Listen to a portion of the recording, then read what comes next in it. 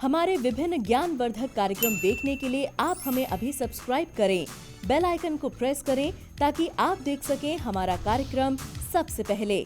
और अधिक जानकारी के लिए फेसबुक पेज को लाइक करना न भूलें। जय मां इंद्राक्षी। इंद्राक्षी धाम में दर्शकों आप सभी का हम हार्दिक स्वागत करते हैं। आज के दिन जिन जातकों का जन्म दिवस है, मैरिज एनिवर्सरी है, उन सभी को हमारी तरफ से बहुत बहुत शुभकामनाएं। आज हम बात करेंगे शनिदेव के बारे में। आज हम बात करेंगे जन्म पत्रिका में यदि शनि आपके कमजोर हैं तो आपको किन किन परेशानियों का सामना करना पड़ सकता है, कौन कौन सी ऐसी तंगियां हैं जो जीवन में उत्पन्न हो सकती हैं।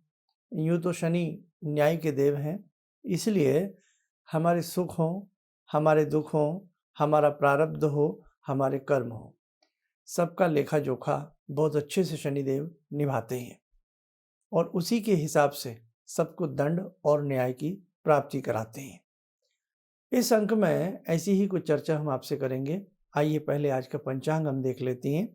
22 मई सन 2021 दिन शनिवार, बैसाख मास, शुक्ल पक्ष, संवत 2078, तिथि दशमी, नक्षत्र उत्तरा फाल्गुनी, राहु काल 9 से 10:30, दिशा शूल, पूर्व दिशा। शनि सूर्य के पुत्र हैं, छाया इनकी माता का नाम है। और शनि जब बलवान होते हैं या शनि प्रसन्न होते हैं या आपके जन्मांक में या आपकी हाथ की रेखाओं में जब शनि पूर्णता फल देने पर आते हैं तो ये रंग को राजा बना देते हैं। लेकिन जब राजपाट राजस्व अधिकार छीनने पे आते हैं तो ये देर नहीं लगाते हैं, क्योंकि न्यायप्रिय हैं और अपने आप में शनि एक बहुत बड़े तपस्वी हैं। ये भी बात है शनि के साथ। और बहुत पृथ्वी से तो बहुत दूर हैं ये। जो आकलन किया जाता है वो यही है कि पृथ्वी से 88 करोड़ 61 माइल दूर इनका स्थान है। नक्षत्र तारा मंडल में शनि का अपना विशेष अस्तित्व होता है। समय समय पर बड़े बड़े मनीषियों ने, ऋषियों ने शनिदेव की तपस्या की है और शनिदेव से विशेष प्रकार के आशीर्वाद प्राप्त किए हैं।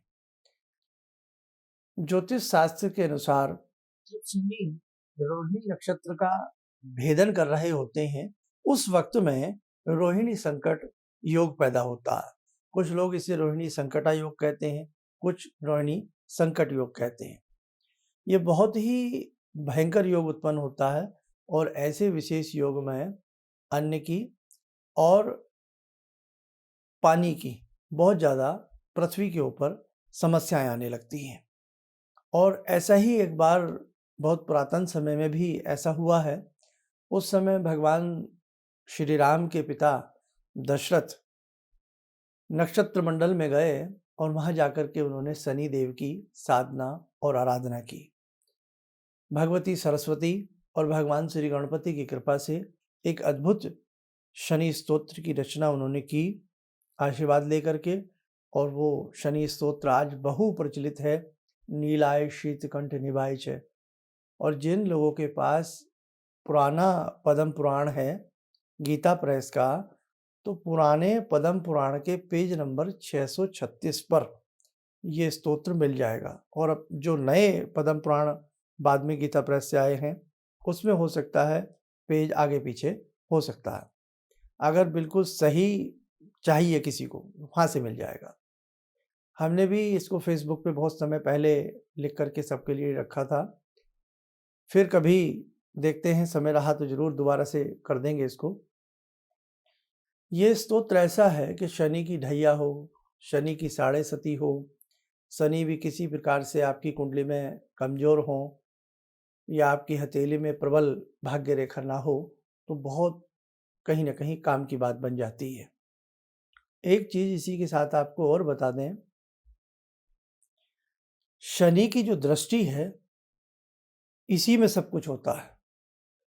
शनि की जैसी दृष्टि व्यक्ति के ऊपर पड़ती है, ज्योतिष जिनको आती है ज्योतिष की जो हमारी कक्षाएं लेते हैं रविवार की, उसमें हमने ग्रहों की दृष्टि के बारे में बताया था। तो शनि की अगर दृष्टि सौम्य नहीं है, शनि की किस प्रकार की दृष्टि आपकी कुंडली में आपके ग्रहों के ऊपर पड़ रही है, या आपके कुंडली के किस भुवन के ऊपर पड़ रही है, किस भाव के ऊपर पड़ रही है, और वहाँ राशि विपरीत है, शत्रु राशि है या शत्रु ग्रह विद्यमान है, तो ये स्थिति अशुभकारक होती है। और कहीं ना कहीं जीवन में वो भुवन जिस क्षेत्र का स्वामी है उसकी अल्पता आती है, समझ गए, यानी कि उसकी कमी आती है। विद्या के क्षेत्र में शनि की कुदृष्टि होगी, विद्या के क्षेत्र में हनन होगा। स्वास्थ्य के क्षेत्र में शनि की दृष्टि कुदृष्टि होगी तो स्वास्थ्य के क्षेत्र में हनन होगा। हाँ, ऐसे ही हथेली में है फेट लाइन, जिसको हम लक लाइन कहते हैं, भाग्य रेखा कहते हैं, यहाँ पर ऐसा होगा तो हनन होगा। शनि बहुत प्रतापी ग्रह है, ऐसी बात नहीं है। समय समय पर बहुत लोगों की कुंडली में ऐसा शनि का योग रहा है और बहुत लोगों ने बड़ा उच्चतम स्थान भी प्राप्त किया है, और कहीं ना कहीं उच्च से नीचे भी जमीन पर आ गिरे हैं। इसमें आपको एक चीज और बताएं, अनेकों रोगों के ऊपर भी शनि का आधिपत्य है। लंग्स की बीमारी, सांस की तकलीफ बुध की भी है, चंद्रमा की भी है और शनि की भी है। गैस बनना, गैस की समस्या रहना, स्नायुओं के ऊपर प्रभाव रहना, बहुत सारी चीजों के ऊपर शनि का आधिपत्य रहता है। बुढ़ापा, इसमें भी शनि का आधिपत्य रहता है। और बहुत ऐसे व्यापार हैं जो लोहे से संबंधित हैं, खनिज से संबंधित हैं, पत्थर से संबंधित हैं और तेल से संबंधित हैं, मजदूरी व्यवसाय से संबंधित हैं, कोर्ट कचहरी मुकदमा, और यहाँ तक कि भाई राजनेता नेता, इस प्रकार की बहुत सारी चीज़ों से जुड़े शनि हैं। सत्ता का सुख दिलाने वाले शनि ग्रह हैं और सत्ता से पदच्युत करने वाले ग्रह भी शनि हैं, ये ध्यान रखें आप। इसलिए शनि की कृपा की दृष्टि सबको चाहिए। अब आपकी कुंडली में शनि कैसे हैं, ये तो आपको देखो किसी मर्मज्ञ को दिखाना ही पड़ेगा। शनि की ढैया, साढ़े सती, या शनि की महादशा, शनि की अंतरदशा, किस प्रकार के योग में आप आ रहे हैं, ये सारी बातें जाननी पड़ेंगी। जिनके पास कुंडली नहीं है, हाथ की रेखाओं का सर्वे कराना पड़ेगा, यानी कि दिखाना पड़ेगा कि हाथ की रेखाओं में आपके शनि किस प्रकार के हैं। आया समझ में? लेकिन कुल मिलाकर के कुछ ऐसी मोटी मोटी बातें निकल कर के आती हैं जहां से स्पष्ट पता लग जाएगा कि आपके शनि शुभ नहीं है। आप लोहे का व्यापार करते हैं, नहीं चल रहा है। खनिज, पत्थर और ऐसे बहुत सारे व्यापार करते हैं, मस्टर्ड ऑयल या इस प्रकार का तेल का कोई व्यापार करते हैं, विफलता मिल रही है। चाय पत्ती का व्यापार करते हैं, विफलता मिल रही है। कोर्ट कचहरी से जुड़ा आपका कोई कार्य है, विफलता मिल रही है। बुढ़ापा छाया जा रहा है, शरीर में बहुत गैस बनती है ना, फेफड़ों के अंदर बहुत सारी समस्याएं आती हैं, और नाना भांति की इस प्रकार की दिक्कतें यदि आपको आती जा रही हैं तो शनि आपके कमजोर है। राजनीति में होकर भी आप सफल नहीं हैं, है ना, अपने विशेष समूह में रहते हुए भी आपको सफलता नहीं है, तो आपके शनि कमजोर है। साथ ही नाना भांतियों के लिए, नाना रोगों के लिए, शनि को बलवान बनाने के लिए आपने नीलम धारण किया हुआ है, लेकिन फिर भी आपके ऊपर उसका कोई शुभ असर नहीं है, तो वहां पर भी विचारणीय स्थिति है। जल्द से जल्द अपनी वैदिक जन्म पत्रिका बनवा करके या वैदिक जन्म पत्रिका के हिसाब से आप किसी को परामर्श लीजिएगा। और जैसे कि मैं बार बार कहता हूँ, यदि कुंडली नहीं है तो भी कोई भय की बात नहीं है। इंसान के हाथ की रेखाएं, हाथ में बने पर्वत, हाथ में छिपे ग्रह, हाथ में छिपे नक्षत्र, तीर्थ, सारी चीजें आपको ये बता देंगी कि आपके शनि किस प्रकार के हैं और शनि को बलवान बनाने के लिए आपको क्या करना चाहिए। अब आइए, कुछ उपाय मैं भी आपको बता देता हूं। ऐसी स्थिति में हमें हनुमान जी की साधना बहुत ही फलदायी होती है। ऐसी स्थिति में हम हर शनिवार सुंदरकांड का पाठ करें, आशातीत लाभ की प्राप्ति होती है। हनुमान जी के अनेकों शावर मंत्र हैं, उन शावर मंत्रों का पाठ करें। शनि की होरा में, यानी कि शनि की होरा कब होती है? शनिवार के दिन जो प्रथम सूर्य उदय के साथ जो पहला घंटा होता है, फर्स्ट आवर, वो शनि की होरा होती है। उस होरा में हम कोई शनि से संबंधित कोई विशेष दान करें तो हमें बहुत अच्छा लाभ मिलता है।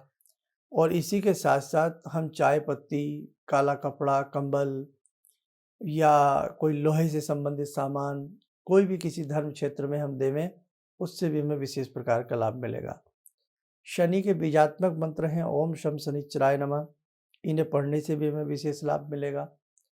साथ ही हमने शनि का जो विशेष स्तोत्र आपको बताया है, उस स्तोत्र का भी यदि आप पाठ करते हैं, नीलाय शीतकंठ निभाय, हर शनिवार नियम बना लीजिएगा कि इस स्तोत्र के आप 11 पाठ करें।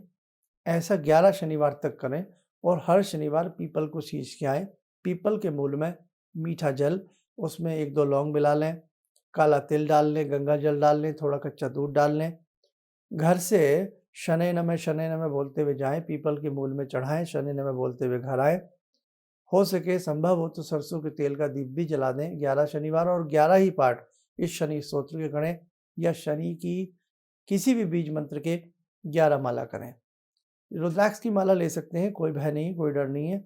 आप देख लेना कि शनि की साढ़े सती हो, शनि की ढैया हो, कुपित शनि हो, बलवान ना हो, नीच राशि में हो। मेष राशि के शनि नीच के होते हैं और तुला राशि के शनि उच्च के होते हैं। मकर राशि के और मीन राशि के शनि, जो मकर राशि के और कुंभ राशि के जो शनि होते हैं, वो अपनी स्वयं राशि के होते हैं, उनके ऊपर शनि का आधिपत्य होता है। 12 राशियों में 2 राशियां शनि को प्राप्त होती हैं, मकर और कुंभ। दोनों के इनके ये ऑनर होते हैं, एक तरह से उनके स्वामी होते हैं। अब इसके लिए हम त्रिधातु का छल्ला भी आपको बताते हैं। त्रिधातु का छल्ला विशेष नक्षत्र में, शनि के विशेष नक्षत्र में, या शनिवार को पुष्य नक्षत्र पड़ जाए, ठीक दिन के 12 बजे शनि का बीजात्मक मंत्र पढ़ते हुए मध्यमा उंगली में त्रिधातु का छल्ला पहनने से भी विशेष प्रकार के लाभ मिलते हैं। इसके लिए बहुत लोग हमने देखे हैं, काला कोयला अपने वजन के बराबर पानी में डालते हैं। हम मना करते हैं, ऐसा कदापि ना करें, यह हानिकारक होगा। बहुत लोग घोड़े की नाल का छल्ला पहनने का प्रयास करते हैं, इसके बारे में हम सख्त मना करते हैं, ऐसा कदापि ना करें। क्यों?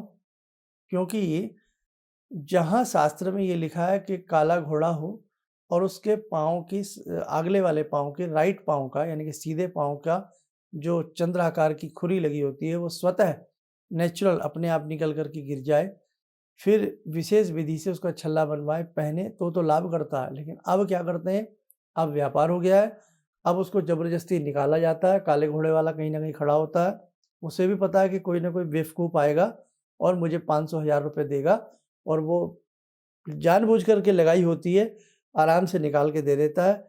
आपके पलक झपकते ही, आपके जाते ही फिर वो दूसरी लगा देता है। इसका ज़ीरो असर भी नहीं आएगा, आपको नुकसान होगा। एक होल में बार बार वो कील ठोकता है, घोड़े को उससे वेदना होती है। तो क्या ऐसा किसी को कष्ट दे करके आप सोचते हैं शनि प्रसन्न हो जाएंगे? आपको लगता है, मुझे नहीं लगता है, बल्कि शनि नाराज होंगे। तो काले घोड़े की नाल का छल्ला कदापि पहनने का प्रयास ना किया करें। ये कोई बात, हाँ, कभी भाग्य से आप कहीं सड़क पे हैं, किसी स्थान पे हैं, आपको दिख रहा है काला घोड़ा भागा जा रहा है, अपने आप उसकी कोई निकल करके गिर जाए, तो वो माननीय होती है, अदरवाइज बिल्कुल नहीं। अंधविश्वास में जीवन जीना छोड़ दीजिएगा आप।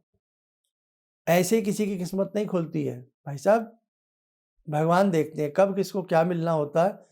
कितना भी खोद लीजिए गड्ढा, कई बार पानी नहीं निकलता, और कई बार झरने अपने आप फूट पड़ते हैं। समझिए आप, जब भाग्य में नहीं होता है तो सामने पड़ा हुआ धन भी मिट्टी नजर आता है, और जब मिलना होता है तो वो अपने आप मिल जाता है। तो इसीलिए कुछ चीज़ें हमें हालात पर छोड़ देनी चाहिए, उनके लिए बहुत बेकार का प्रयास नहीं करना चाहिए। अब देखो, शनि से संबंधित एक चीज़ और है कि पीपल के पेड़ अक्सर लगाने चाहिए। पीपल के पौधे जल के किनारे कहीं भी जो अक्सर लगाता रहता है, उससे भी शनि प्रसन्न बने रहते हैं। जांडी का वृक्ष है ना, जांडी भी इसको कहते हैं, जांडी का वही वृक्ष है ये। इसे जांडी को दूसरा नाम क्या है जांडी का? शमी। आपने सुना होगा, शमी तो सुना होगा। हालात ये हैं, लोगों ने छोटे छोटे गमलों में शनि के पौधे घर में ही रख लिए हैं। शमी के पौधे, शनि के पौधे कह लो, शमी के कह लो, एक ही बात है। शमी का पौधा घर में नहीं रखना चाहिए, आप ध्यान रखें। बाकी आपकी इच्छा है, तर्क वितर्क मेरे पास नहीं है, मैं हाँ या ना एक ही बात जानता हूँ। शनि की जो पूजा होती है, शनि की मूर्ति भी घर में नहीं रखी जाती है, आपको अच्छे से पता है। इसीलिए पीपल का पेड़ भी घर में नहीं लगाते हैं, उस पे कोई पूजा नहीं की जाती है। ये सब चीज़ें जहाँ जिसका जो महत्व है वो वहीं पे उसे लगाइए, वहीं पे उसकी पूजा करिए, तो सार्थकता नज़र आती है। इसलिए ये नहीं है कि छोटे से गमले में 4 पत्ते निकले हुए आपने शमी का पौधा लगा लिया, आप सोचें कि शनि आकर के यहाँ नाचेंगे, आपको वरदान देंगे, ये होने वाला नहीं है। इसलिए शास्त्र कहता है बड़ा विशाल पेड़ हो शमी का, उस शमी की छत्र छाया में बैठ करके आप पूजा करेंगे तो आपको लाभ मिलेगा, समझे? ऐसे नहीं, अंधविश्वासों में आजकल हम बहुत जी रहे हैं, कोई भी कुछ भी बोल देता है आके, बस उसी बात को हम मानने लग जाते हैं।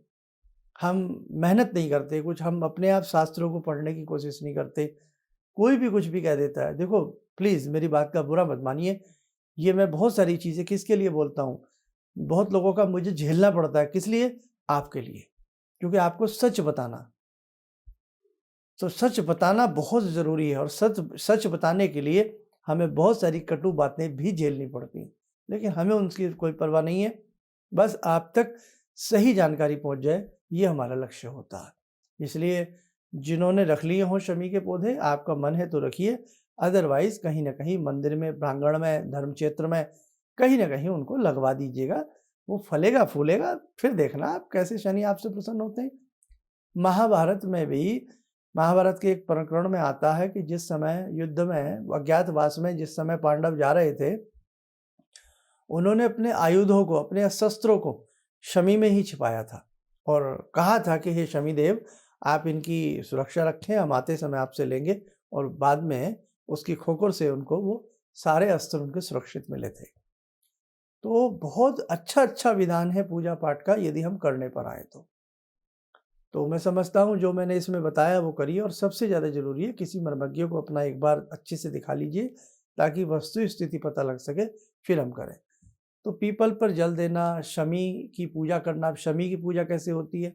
लाल वस्त्र से आविष्टित करें, लाल वस्त्र, पूजा शनि की है लेकिन लाल वस्त्र मंगल काम दे रहे हैं। जी हाँ, लाल वस्त्र से आविष्टित करें शनिवार को, मीठा जल उनकी मूल में डालें, सप्तपत्तिकाओं का दीपक रखें। ये क्रिया जब भी करें सुबह के समय करें, और 108 परिक्रमाएं उस शमी के वृक्ष की लगावें, शनि का ध्यान करते हुए, शनि मंत्र पढ़ते हुए 11 शनिवार आप करके देखिए, ना आपको अच्छा लगे, ना आपकी मनोकामनाएं पूर्ण हो, तब देखिएगा आप, ठीक है? अब और हनुमान जी की साधना बहुत अच्छी रहती है, तो आइए मेरे साधकों, समय हो चला आज की ध्यानमाला का, जुड़ते हैं बाबा हनुमान जी से। ॐ अतुलितबलधामं हेमशैलावदेयं धनुजवनकृशानु ज्ञानिनामग्रगण्यं सकलगुणनिधानं वानराणामधीशं रघुपतिप्रियभक्तं वातजातं नमामि। मनोजवं मारुततुल्यवेगं जितेन्द्रियं बुद्धिमतां वरिष्ठं वातात्मजं वानरयूथमुख्यं श्रीरामदूतं शरणं प्रपद्ये। श्रीरामदूतं शरणं प्रपद्ये। रामाय रामभद्राय रामचन्द्राय वेदसे श्रीरघुनाथनाथाय सीताया पतये नमः। श्री हनुमंताय नमः। ध्यान करें, हनुमान जी का आशीर्वाद हम सबके ऊपर बरस रहा है।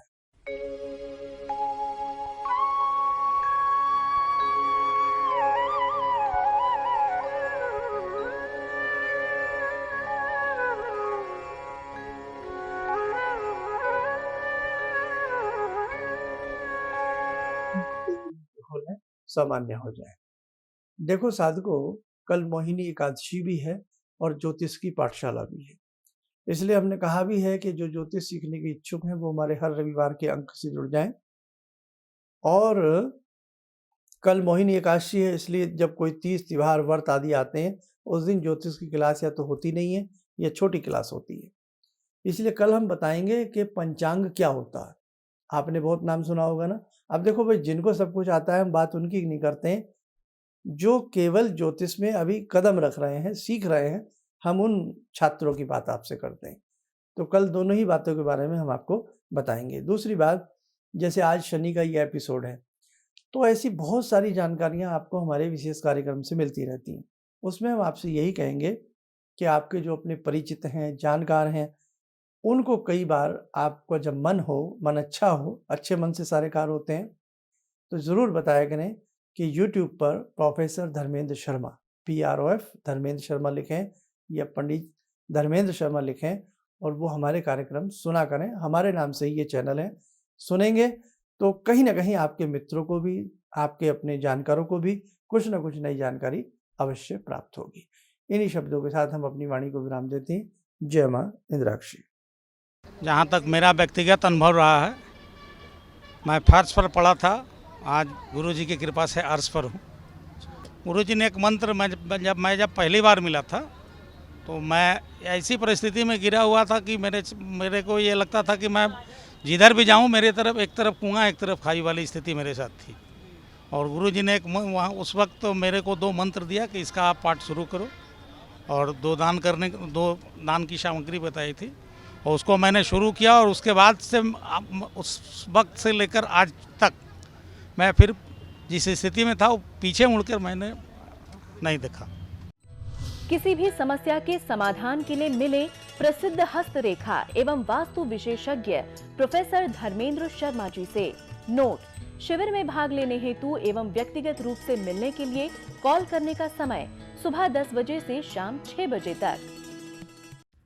हमारे विभिन्न ज्ञानवर्धक कार्यक्रम देखने के लिए आप हमें अभी सब्सक्राइब करें, बेल आइकन को प्रेस करें ताकि आप देख सकें हमारा कार्यक्रम सबसे पहले। और अधिक जानकारी के लिए फेसबुक पेज को लाइक करना न भूलें।